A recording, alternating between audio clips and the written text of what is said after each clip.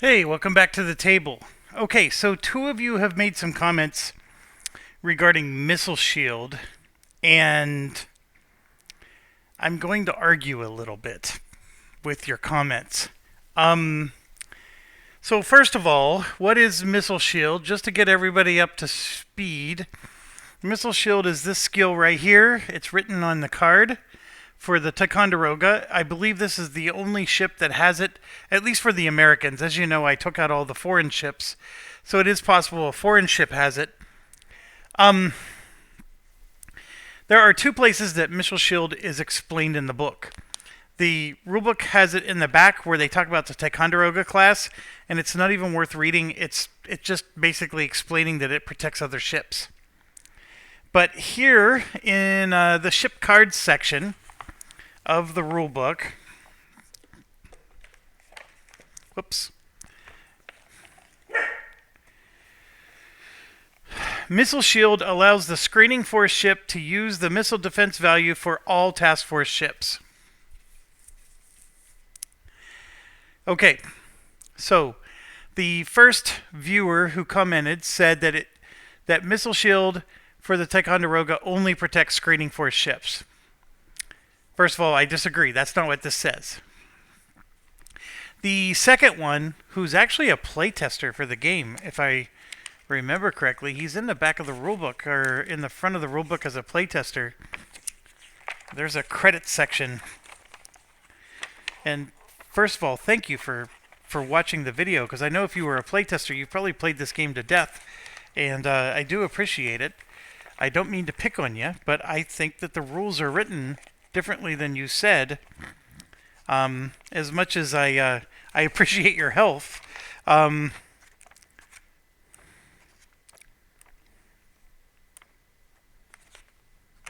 I can't find the thank you section. There is a thank you section in here where he thanks Dan Verson and I think Eric Verson and a few others, and then he even says that I want to thank these playtesters, and now of course I can't find it, but it's okay. Don't mean to pick on you, buddy. So here we go. So he wrote me and said that the missile shield value is the only value that's used, and you don't get to add it with the missile shield value of the ship itself that's being protected. So at least the playtester's at least seeing it the same way I did, but he's just thinking that if the missile shield defense was a 2, then that's the overall missile shield defense. It's just 2. I don't get to add the missile shield defense on the ship that's actually being protected and add it to the 2, because what I did was I added them both together and I said it was a 3 missile defense. So what he's saying is you don't get to do that. You just add the... So that part I sort of get. But I want to ask everybody, read this again. Missile Shield allows the screening force ship to use the missile defense value for all task force ships. So if you are asking me to break this down and be a rules lawyer, it's saying that the Ticonderoga has to be a screening force ship, or otherwise Missile Shield doesn't do jack diddly. That's the first thing. I have to put it in the screening force section. And when I do, I can use that missile defense value for every other ship, which disagrees with the first viewer, right? The first viewer is saying you can only protect screening force ships with this. That's where it does specifically say use the missile defense value for all. So what that means is you're protecting all the ships in the entire task force. So does that mean I need to put the Ticonderoga up front in order for that to happen? That's the question. And that's actually a difficult question, because the Ticonderoga only has a cool value of 1, so it would start accumulating massive cool. Now, what that means then is I just need to buy the skill that gives him a cool of 1. And then he has a cool of 2, and then we're still rocking like it's 1999. Okay, when I read this rule, I'm going to explain to you what went through my mind. Missile Shield allows the ship to use the missile defense value for all task forces. I don't know if Dean intended for this to be screening force. Look, This is the problem, DVG, is when you start having errors in your rulebook and other places, I immediately assume you have errors in your rulebook here too. And that's the problem, is like some people will be like, well, just do what the rulebook says. When the rulebook has proven to be not trustworthy, then it's not trustworthy, right? So it's sort of like the kid who cried wolf. At some point, there really was a wolf, but by that point, everybody's just assuming that he's lying. So, anyways, I just want you to know that that's how I view this. Like, I feel like the Ticonderoga in the back is just given his missile defense value for everybody. But if you want to read it for what it says, the Ticonderoga needs to be up front. So that means all this effort that I'm doing to put, these ships up front, the Ticonderoga, which is the, somebody said that it's the Leyte Gulf, not the Lady Gulf. That's probably right. I have no idea. But that this needs to be up front. And that needs to be in the back, like that. So then I would have, I still have a flagship or a capital ship in the back, but now I got a destroyer and a frigate, or two frigates in the back. I don't mind doing it. I could put the Ticonderoga out front. It does mean it's going to be a target more often. It also means that our captain's going to gain experience quicker because he gets 2 experience points now. But he also gains 2 stress now as well. So it's a 6 or 1/2 dozen there. It's an interesting dilemma.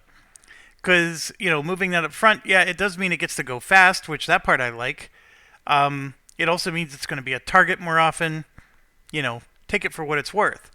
So we could move the Ticonderoga up and move everything else back. And by the way, the Doyle is going to sit out on this one because that's the way it was designed from the first place. And we would put the John Rogers back in. So,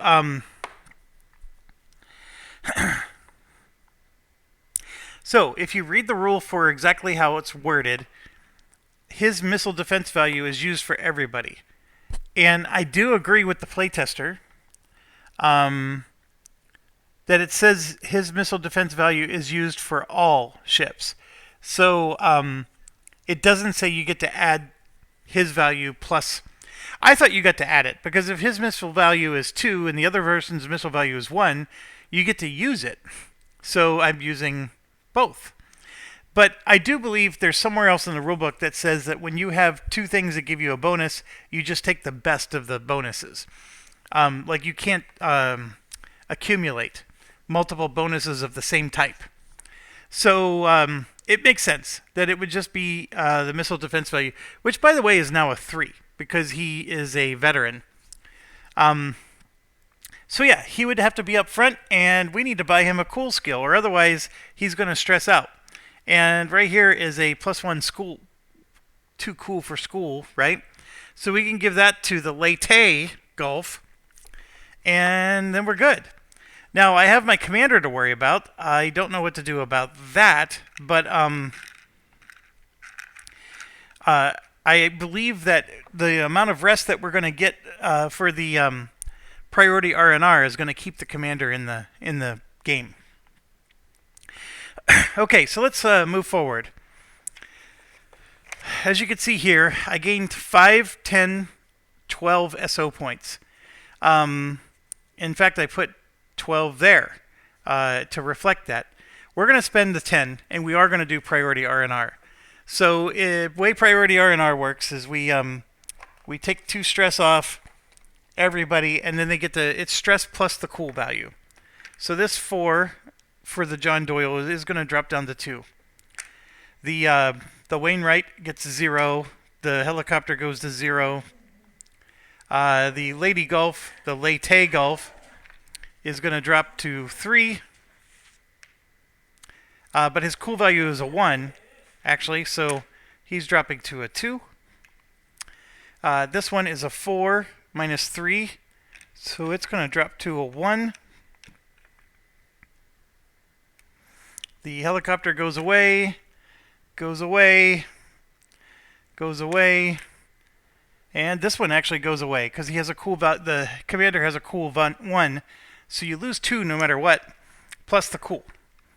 So the Leyte Gulf had 5 stress on it, and that's they took away 3, and that was what.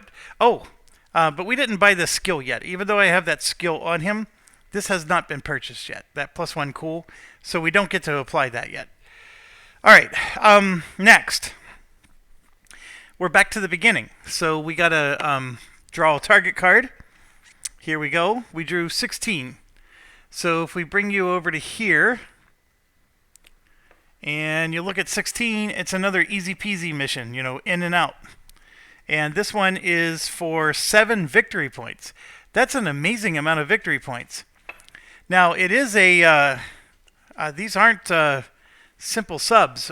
Victor class, I think a Victor 3 is pretty good. And then the Sierras, those are attack subs. So yeah, we have to destroy all the submarines. It has an improvement, so if we ignore this, this is going to hurt us.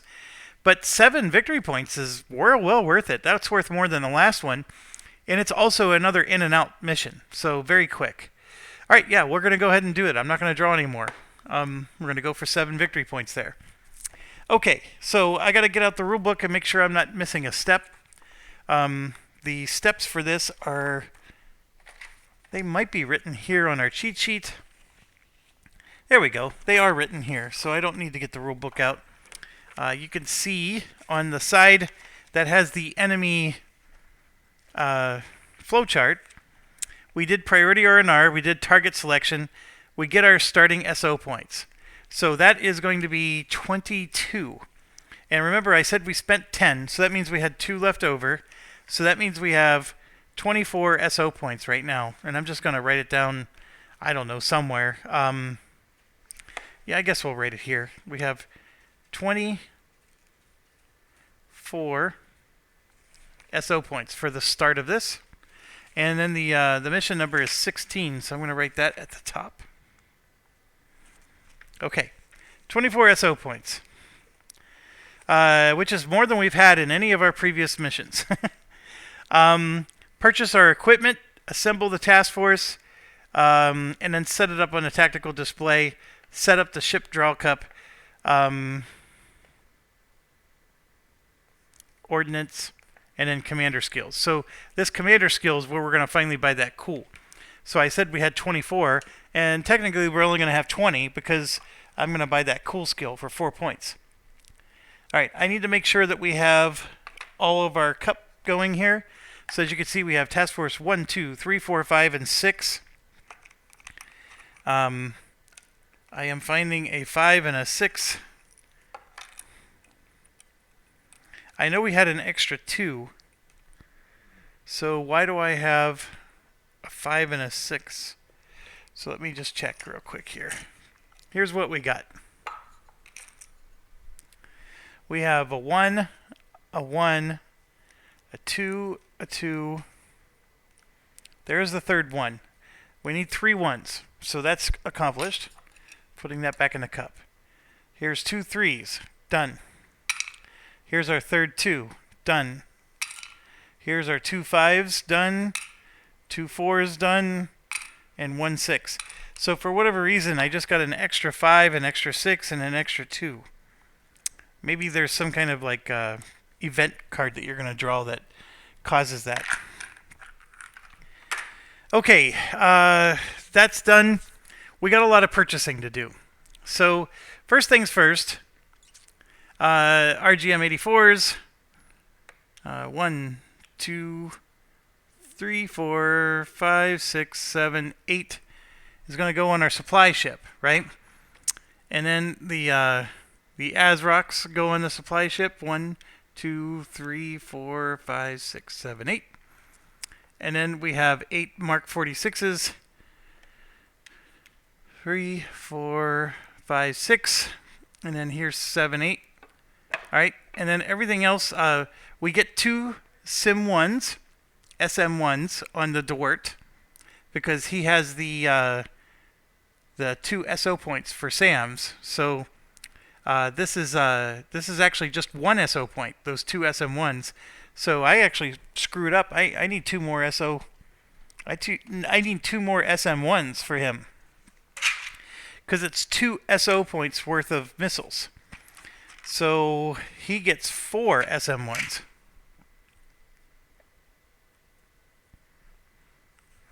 Like so. So that's going to be free every mission. Man, that skill is so powerful. You got to do it, folks. This one we would have to pay for, so I'm going to take that off. And then the Rim 7s. Again, we're getting 4 for 1 SO, so this is 8 of them. So 8 Rim 7s, and that's on the Spruance. Okay. So these Mark 46s are perfect for helicopters. It's just that we have 4 helicopters that we purchased. Again, I'm recognizing I overdid it on the helicopter front. But, you know, it is nice because then, you know, if you have multiple encounters, you just send a different helicopter each time. We are going to definitely need them for this mission. Now, the problem with the resupply ship is he only gets to resupply 1 of our ships. Now, we could give him all 24 munitions in 1 resupply action if we wanted, but it is extra stress for the ship. And the biggest thing is I can't resupply all the helicopters with these Mark 46s. So where I'm going here is I got to buy some Mark 46s. So they're a half cost each. So this is 1 SO point for that guy. And 1 SO point for this one. So I'm planning on giving those Mark 46s to the John Rogers or to the Spruance. And in fact, I need to buy some more. I'm going to buy some Mark 46s, and I'm going to give those to... Actually, I'm going to give those to... This is a good question. I'm going to give those to the Spruance, like so. And I apologize, the camera is such a weird angle, but I don't have anywhere to put the camera down. I'm hanging over the edge of the table here.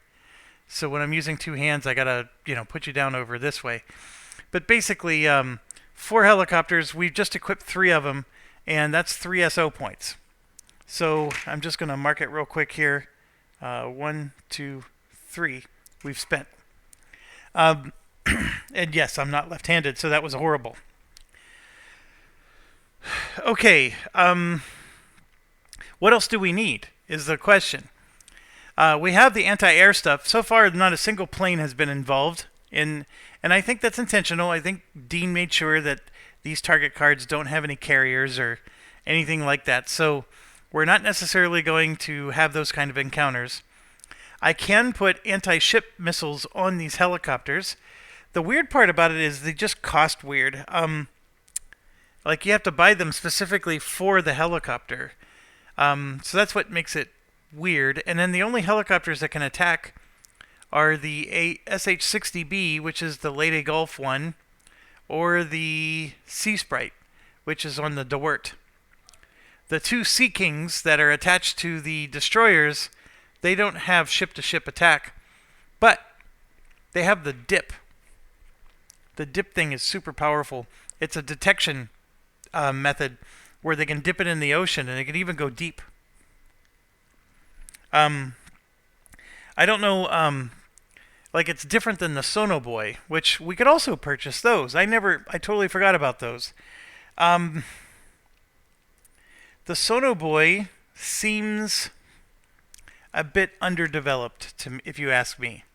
And what I mean by that is I think the Sonoboy is really cool in concept, but not as cool in implementation. And I don't mean to be so mean about it, but it's my honest feedback. I honestly don't think that the Sonoboy is worth buying. And if you think about it, the helicopter flies out, and I would rather just use the MAD or whatever other detection methods they have to detect the sub. Now the Sonoboy can go deep, and that's the thing. I think the dip doesn't go deep. I apologize, but the Sonoboy goes deep. I think that's the one advantage is you can use it to go deep and find those deeper subs. I just I don't know. I'm not very like they seem like they're more work than they're worth. But as the thing says, the Sonoboy detection check is done at the very first round of the game. So yeah, I don't want to spend SO points just for the sake of spending them. That's, I guess, my answer here. And the AGM 65s are fairly nice. I think these are called the Mavericks. Look at that. You got 2 hits that you could possibly do. So the helicopters can do 2 hits to a ship. Remember how we sometimes have to do 2 hits to a ship and we can't? Because those RGM 84s, they don't deliver 2 hits.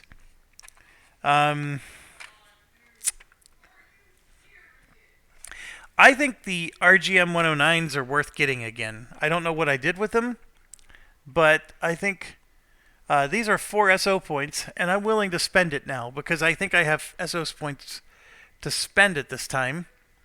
And I'm going to give those... Well, I have to give them to the Late A Gulf because that's the only one that has a really good ship bonus. I'm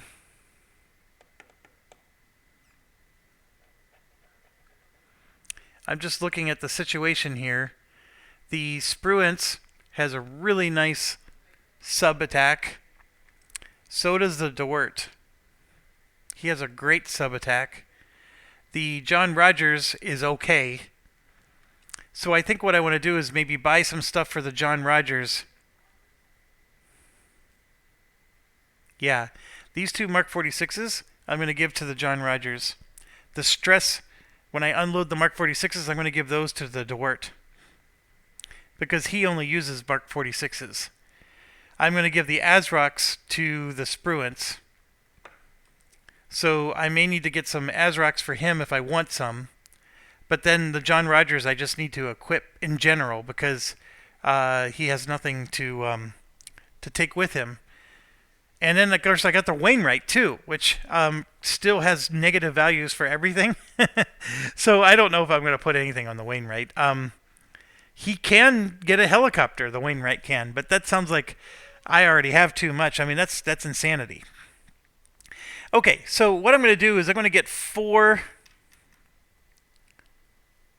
RGM 84s, and I'm going to give those to the John Rogers. And then I'm also going to give 4 Azrocs.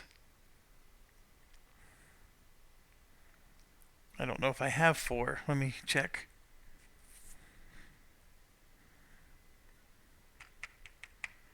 Uh-oh.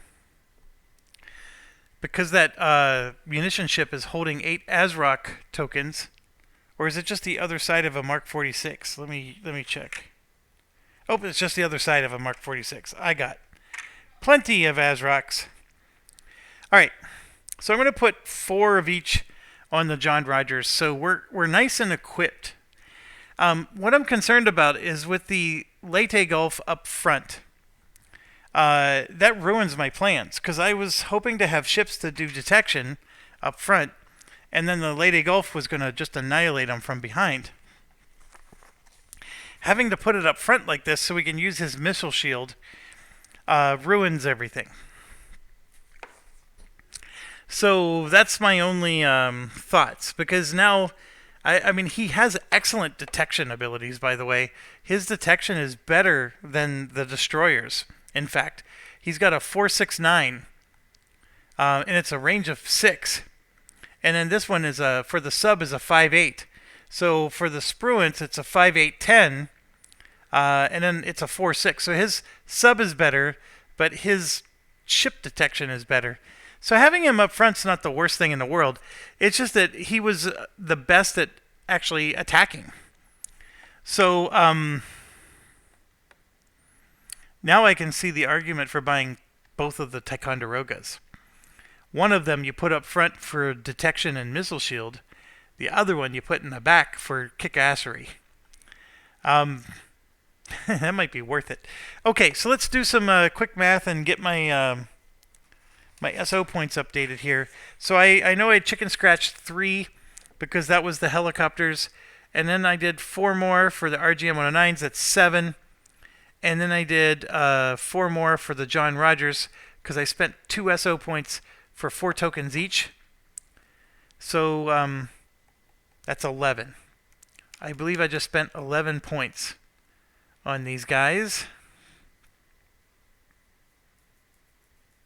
Yes, I'm pretty sure of that. So 20 minus 11 is 9. So we used 11, and we're going to start with 9 SO points.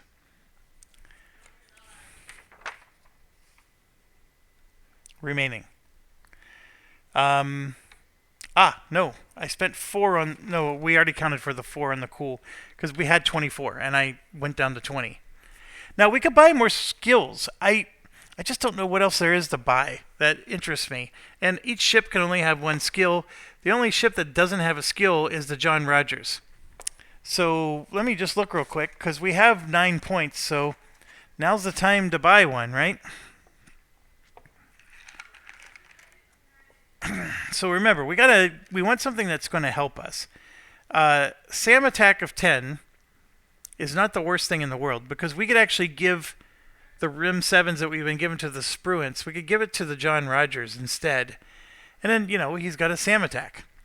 That's not the worst thing in the world, especially when we start fighting actual planes. After encounter, reduce stress. It's okay. I'm not a big fan of it. +3 attack if you're damaged. I don't like that. That means you have to be damaged to do it. -2 stress if you're shaken. So if you're shaken, you can use a commander action to take 2 stress off. It's okay. If anything, that's the best one so far. +2 to your repair rolls. Yeah. +1 experience per stress from missile. Well, when you get hit from a missile and it gives you stress, that would be very powerful. But I don't know how often that happens. +2 stress instead of damage. There's nothing wrong with that. +1 sub-detect range. Ooh, that might actually be worth it. Because if you use a ping, right now the pings are only 1 to 2 range. This would make it 3 range. That might be worth it. Attack after enemy movement. Expend. Okay, so that means if the enemy moves in closer to you, you can attack them. What I don't understand is how is that a commander action? So if it's enemy movement and I expend this, how do I spend a commander action for it? I'm wondering if you don't in this case, because the phase where that gets used is not the fast phase or the slow phase. It's in between. So I do like it, though. Somebody moves within range and then you nuke them. This one I still don't understand. +2 attacks for SSN, SSGN. I think this is meant to be used for the subs when you're playing as a sub. And then that would be amazing, actually. And then +2 attack if you're going up against a damaged ship. That could be powerful, because we've had several times now where there was 2 damage on ships. Or the ship required 2 damage to be destroyed. And yeah, that could be useful. I like this one. It costs 2. So I'll spend the 2 and give it to him. He can attack after enemy movement. It looks like it's a one-time deal, and then he expends it. All right, so I got to update his SO points here. We no longer have 9. We actually have 7. And that 7 is good, because maybe we will buy that Ticonderoga before this is all over. He'll be a noob, and I've already did the 2 less XP to promote thing.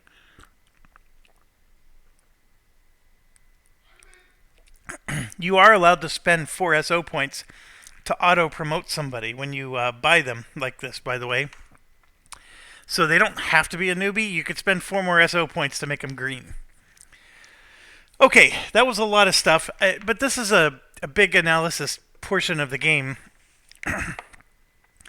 Draw cup setup, purchase ordnance, commander skills done, log sheet done, place the counter, roll for enemy placement, and then shuffle decks. So let's do that next step now. I'm going to shuffle the decks first because they're right in front of me.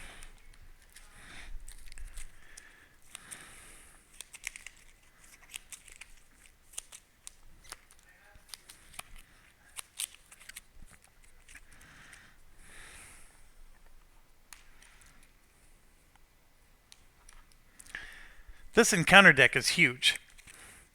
So, I don't know, like, I'm shuffling it, but the chances of seeing the same encounter more than once is very slim. And I do like this phase of the game. I think the way the encounters are done are cool. The missions are extremely long, though. I don't know. Like, I guess with Hornet Leader, you just do more targets because you have a primary mission and then you have a secondary mission, and that could take a long time too because you're always grabbing ordnance. So with this way, you're grabbing ordnance and you're trying to survive until the end. It's different. It's very, very different. I like the mechanic though of the encounter cards. Very, very good mechanic. Alright, and here we go. I'm just shuffling the merchant ships back in and getting all that done, and then I have only the subs left, and then we can rock and roll. This particular target, by the way, is going to reduce the task force by 1 again. Now, reducing the task force by 1, we're still going to be at 3 even after this is done, but it is nice to whittle that thing down because we got to get it done. Alright, one last one. The enemy sub card. This should be a nice short mission. We will only get an encounter if we roll 1 or a 2 or a 3 or a 4. Otherwise, the encounters are going to be on a space that doesn't matter. And 7 victory points. I'm really looking forward to that. Excuse me. Okay, so let's find some dice here. We have 3 task forces still. I still have to roll a +2. Well, no, that's the activity level. I'm sorry. 3 task forces. Here's the first one. I rolled a 6, so it's not going to be used. Second one, a 2. That one will affect us. And a 2. Now, this is an interesting one. In this case, we're going to have 2 encounters, and we have to resolve both of them when we go there, which could lead to multiple engagements. But in my opinion, it's no different than it being here. The one key thing about the multiple encounters there, though, is that our ship can't reinforce us or resupply or whatever. Which, by the way, I'm using that right now to get the RGM 84s. And I'm going to give those to... Well, really, it makes no sense to give it to anybody other than the Leyte Gulf. So that's done. Alright. So, mission execution phase. We do task force movement, enemy air attack check, enemy task force activity check, target area check, etc. So, I'm just going to check the rules real quick and make sure there's no special thing we got to consider now that we have 2 encounters in the same location. I don't think there is. I think you just resolve one and then you resolve the next. So it says perform the following for each counter in the campaign area. Yeah. So then we go off, we do the engagement, and then we come back. And then, of course, as you know and have seen, sometimes we could have no encounter at all depending on what we roll.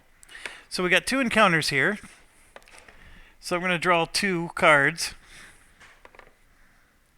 And technically, we're only supposed to do 1 at a time, I guess. So I'll put the other card back on the deck. The first one here is submarines. And remember, we add +2 to our roll. I rolled a 4, so that puts us to a 6. So we have a low engagement, which is fine. Flip this over, and it's just one single submarine, and it's a rare one, or I'm sorry, not rare, but you know what I mean. And then we earn an SO point if we sink it. So in this case, we gotta grab, instead of rare, I meant to say random. Now this is one that has a star on it, so we have to do the mission. So we never get to just say no. But you know, you get SO points for doing these. So this is worth it, if you ask me, because those SO points have helped us to purchase other ships, to get priority R&R, all that jazz. Now, granted, if you don't do the engagement at all, you do get the benefit of you don't gain stress. But you also get an experience point for doing this, and if you successfully, finish it. I'm just trying to find the sub counter. Please forgive me. For whatever reason, I'm missing enemy sub 1. I can't find it anywhere.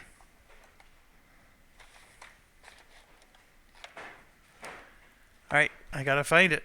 I'm gonna pause. Alright, I finally found it. Okay, so we gotta draw an event for this. Improve sonar detection. All sub detection attempts have a +2. Holy buckets. Was that a good opportunity there? So I love that. It was like a well-timed one. Okay, then we're going to roll for placement. I rolled a 1, which is a range 3. And then a 2, which is here. So the enemy sub is at this location, up on top. And then we got to roll for whether it's deep or not. And that means we need the sensor performance card. So we have only a 9 or a 10 would be deep. So let's roll for this. I rolled an 8, so it's going to be shallow. And here you can see they get a +2 to their movement, and their detect is -1. It's their detect that's -1, I believe, because it's moving fast. I always get confused when it just says detect -1. For us detecting them or them detecting us. I'm going to assume it's them detecting us. Because like if I draw a sub card, yeah, they don't have a, I mean, see, they have a detect, and then they would just get a -1 to their detect ability. That's my guess. All right.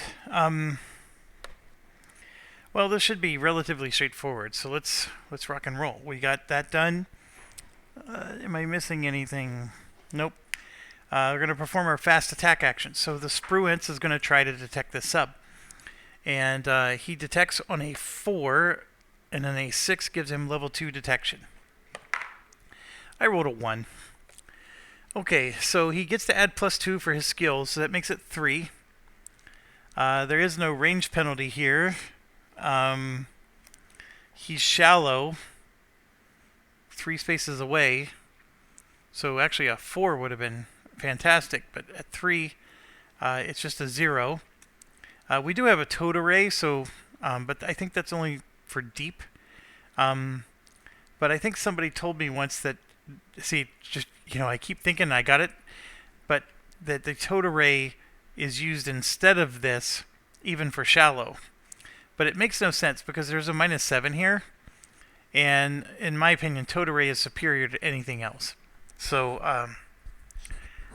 anyways, it doesn't matter. It's +0. So we have 1 + 2 is 3, and then he's a screening force, so that's +1, that's 4. And I could have used a +4 detection, and I didn't. But here's the thing, I got to 4. Because he's not revealed yet, he doesn't get to use a noise management. Or no, he has a noise management of 2 here. I apologize. So we didn't do it. Let's just stop there. So then it becomes the Leyte Gulf can try to detect him.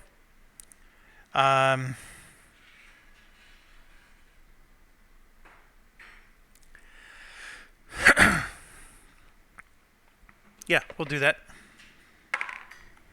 So I rolled a 9 with this one.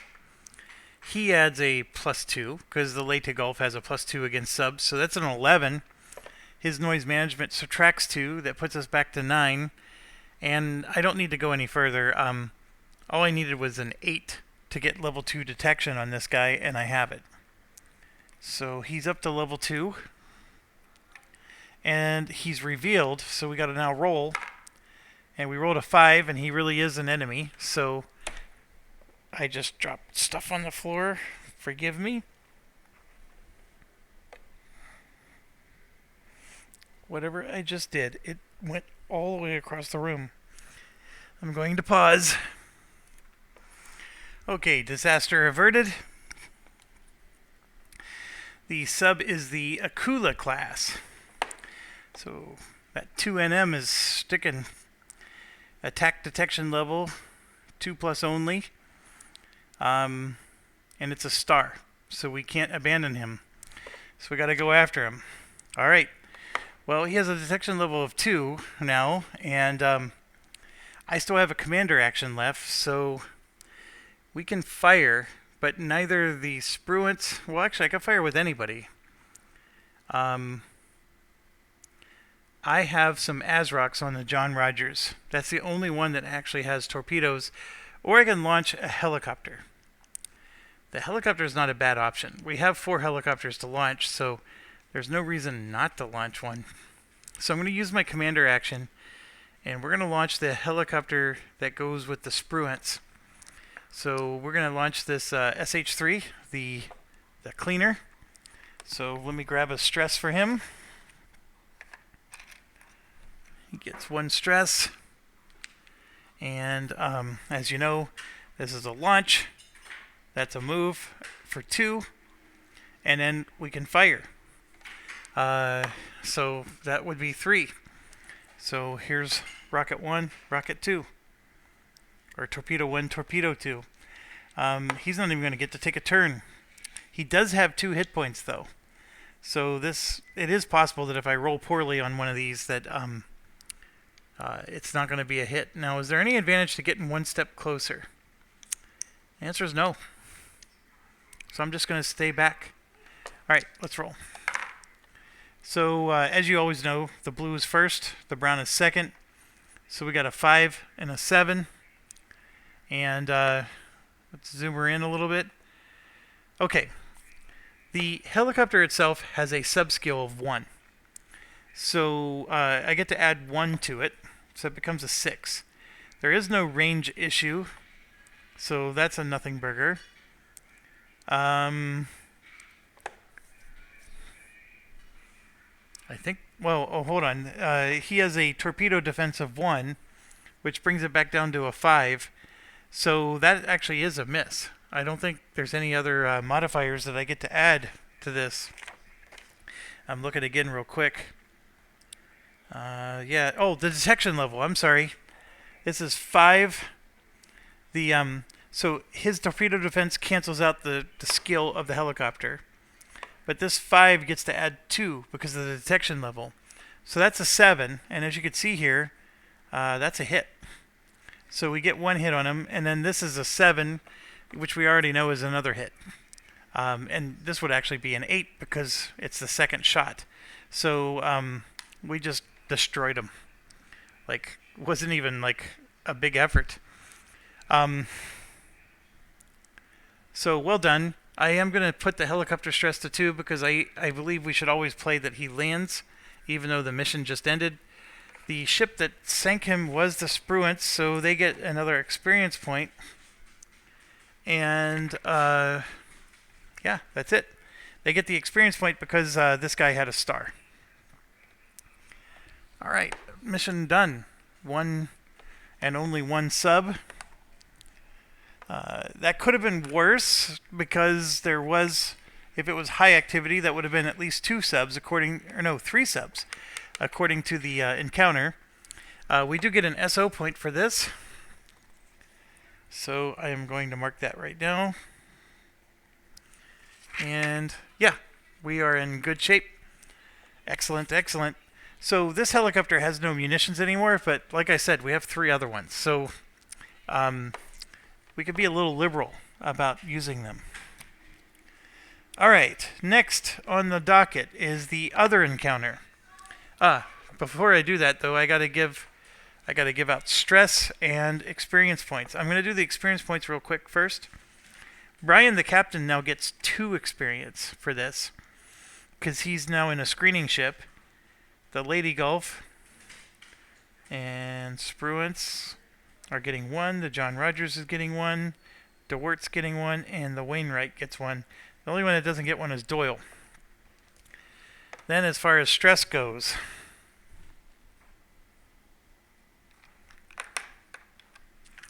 one goes on the Wainwright. The Lady Gulf now gets 2, but he has 2 coal, so he cancels it. The Spruance gets 1. The John Rogers gets 0. The DeWert gets 0, and then the captain is going to get 1, because since he's up front, he now gets 2, and he only has 1 cool value. Alright, then we're going to look at promotions here. So the captain, as you can see, has 4. He needs, I believe it's 6. My eyes are failing me right now. The Lady Gulf has 4. He needs 6. This one has 5. Also needs 6. The John Rogers has 1. I highly doubt that's enough. Nope, he needs 5. The DeWert only needs 4, but he only has 2. And then the Wainwright needs 5, but with his skill, he only needs 3. But he's still a ways away. Okay, that is done. Let's get out that other encounter now. It is a surface encounter. Again, we add +2. So I got a 4 + 2 is 6, and we got a high activity level, which, if you remember last time, was quite a major battle. So I'm expecting the same here. So let's flip this over, and we're getting 3 ships and 2... I'm sorry, 3 ships and 2 subs. I don't know why I was going over here. 3 surface ships and 2 subs. Destroy all ships for 2 SOs. So, yikes. Let's draw our... Oh, we were supposed to draw an event card at the end of that last one. I forgot. I totally forgot. We actually had a +2 DM for detection attempts. So we had him detected even with the roll of a 1 on the first try. Pick a ship that contributed and give it 4 experience points. Remember when I said we might get that one again? Alright, well, we're going to definitely give that to the Wainwright. So Wainwright's going to get 4. He needed 3 to level up. So we're just going to give him 1 more on the sheet, and then we're going to level him up. So let me grab the sheet. I'm going to give him 1 more on the sheet, so now he has 2. And we're just going to give him a level up real quick. So Wainwright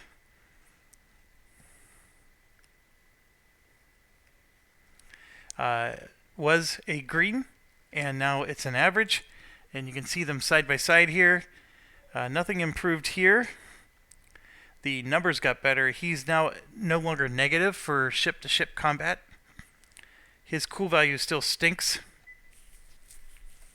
But that's really all that seems to have improved. So not much of an improvement there. But I will take it because it's just 1 step closer.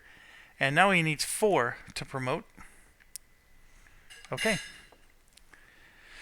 Alright, so first off, here's 1, 2, 3 ships, and then the subs, as you know, are random. So we're going to grab 2 of those. There we go. I already noticed one of the subs is a star. I'm accepting my fate at this point in the game. The enemy sub 1 and 2 tokens are out. And then I know I drew these in reverse order, so give me a second. I just got to get papers and stuff out of the way. Alright, we have enemy ship 1, 3, and 2.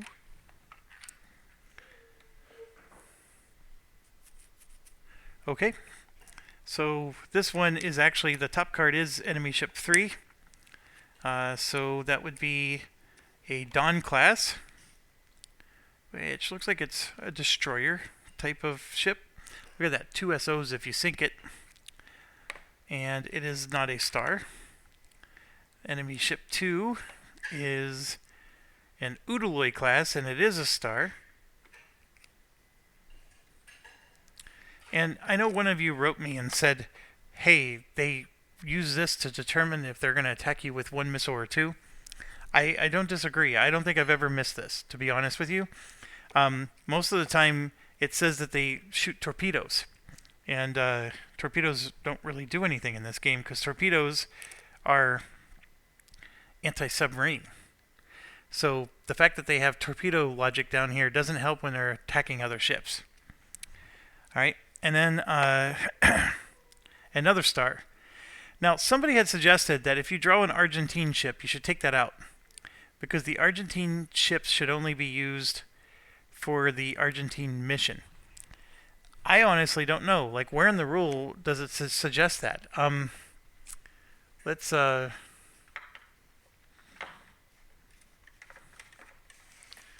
take a quick look. So it would be the Falkland Islands. So you could see here that there's these UK ships that are specifically used for the mission. It doesn't even say on here that you're supposed to use Argentinian ships, although it makes total sense that you would do that for this particular... Oh, here we go. Use the Argentine Falkland War enemy ship subcards, combined deck, instead of the Soviet ship and subcards. Alright, so that is a valid point. Let's get rid of the Argentinian ships then. We won't be fighting those, so I'm just going to discard this. It doesn't say Argentinian here, so I think the only way you know is you have to just look there. Or, you know, obviously that's a non-Russian name. Maybe ARA stands for Argentinian too. I'm not smart enough to know that. But I am smart enough to know that that's a flag. So I'm going to just set that aside. We'll draw another one. Look, that's also... Oh my gosh, it was a carrier. I want to fight it. I want to fight it. All right, that one's gone. Let's draw another one. The Krivik class. So I fought many of these in cold water. I know for sure that's Russian. And we'll put that there. And then, let's see, how many more Argentinian ships are there? There's one. There's one. There's 3. I'm noticing they all say ARA, so that might be another way to recognize them. But the flag is perfectly recognizable.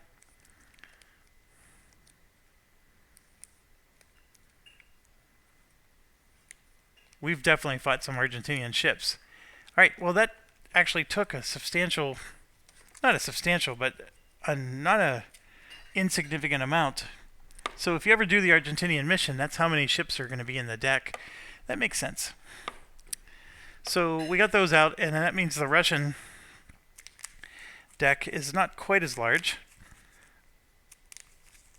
But there's still some juicy carriers in there.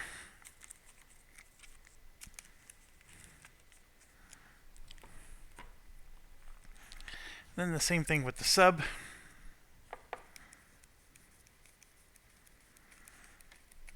There's one. 2,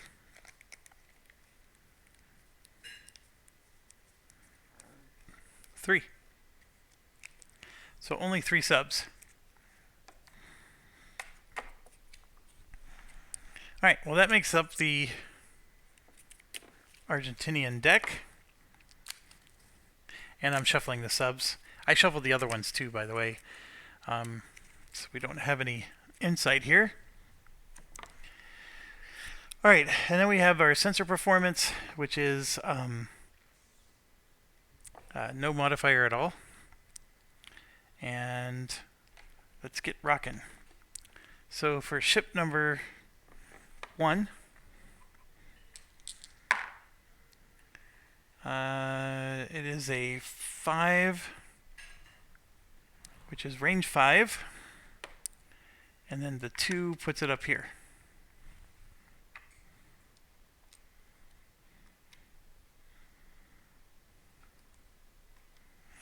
Sorry, I'm just grabbing some tokens here. This is ship number 2. 6 is a range 6, and then the 8 puts it down here. Ship 3.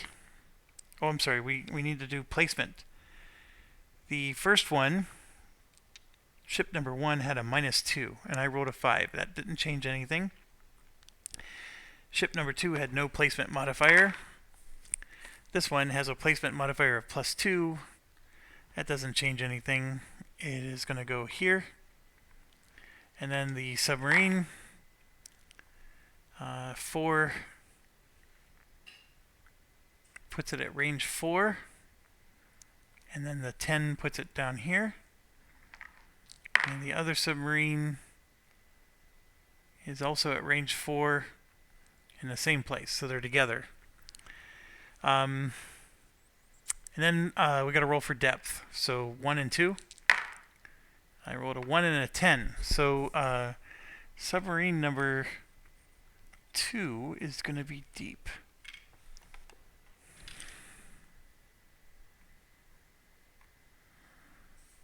So put that on.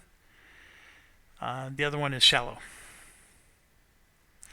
Okay, so we're ready to start this mission. I'm going to keep everybody in the same position for the missile shield and all that stuff. So the late A is up front again. I got to put the battle turns back to 5.